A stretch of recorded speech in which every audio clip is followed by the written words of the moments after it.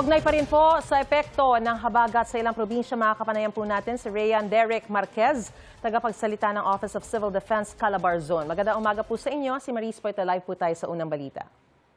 Magandang umaga, Maris, at sa lahat ng nakikinig ng unang balita.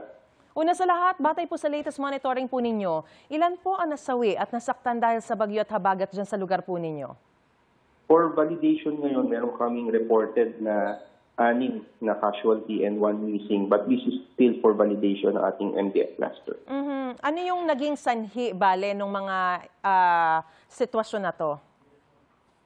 Yung reported na debris falling, rock falling, and then meron tayong electrocution at saka yung pagkalunod.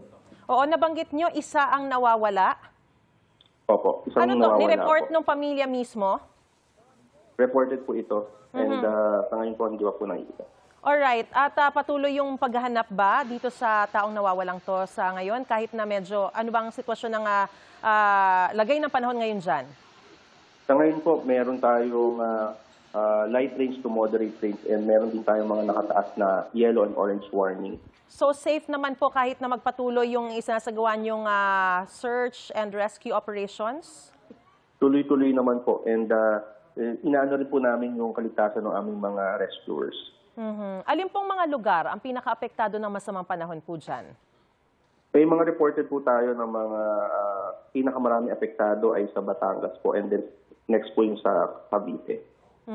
At may mga lugar pa po bang hindi mapuntahan ng mga rescuer o hindi maabutan ng tulong dahil sa mga baha? Wala naman po tayong reported ng mga isolated areas at yung mga areas naman po mga unpassable, naabot naman po ng mga rescuers natin. Ano po ang pinakakinakailangan ng mga apektadong residente dyan sa inyong lugar kung gusto nyo pong manawagan, sir?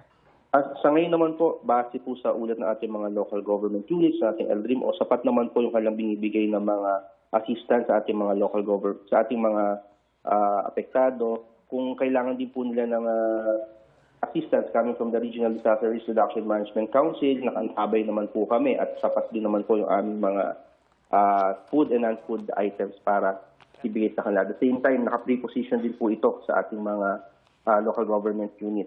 May hotline po ba kayo para pwedeng tawagan kung sakaling kailangan nilang kumontak ng tulong, ng rescue? Opo. Makipag-ugnayan po sila sa kanilang local na mga DRM offices and sa kanilang po mga lokal na mga kapulisan. Ang numero po, do you have it? Sa kanilang local po. Alright. Kumusta po ang supply ng tubig at kuryente naman? Meron pong mga insidente po na interruption ng water, saka yung meron po na dalawang interruption ng tubig at saka 744 po na interruption ng kuryente. Alright. Maraming salamat po, Rayan Derek Marquez, tagapagsalita ng Office of Civil Defense, Calabarzon. Mag-iingat po kayo at kaisa niyo po kami sa pananalangin para sa mas mabuti ng lagay ng panahon dyan sa inyo pong lugar. Maraming salamat po sa inyo lahat.